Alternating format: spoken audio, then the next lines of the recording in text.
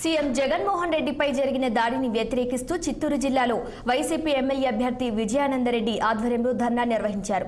వైఎస్ఆర్ అభిమానులు తలుచుకుంటే టీడీపీ కనుమరుగైపోతుందని హెచ్చరించారు.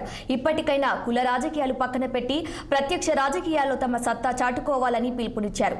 ఈ కార్యక్రమంలో వైసీపీ నాయకులు, కార్యకర్తలు పెద్ద ఎత్తున పాల్గొన్నారు.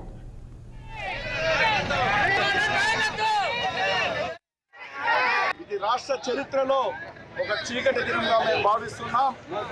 ఇటువంటి హత్యా రాజకీయాలు చంద్రబాబు నాయుడు గారికి అలవాటు. ఆయన రాక్షసత్వానికి అనేక మంది బలిపశువులయ్యారు ఎలక్షన్స్ అప్పుడు. దాంట్లో భాగంగా మా నాయకుడి మీద తలపెట్టినటువంటి ఈ దుశ్చర్యని మేము తీవ్రంగా ఖండిస్తున్నాం. దీనికి మా నాయకుడు కానీ ఒక్కసారి సైగ చేస్తే ఈ రాష్ట్రం మొత్తం తెలుగుదేశం కార్యకర్తలు అనేవాళ్ళు ఎవ్వరు కూడా రోడ్ల మీద తిరగలేరు.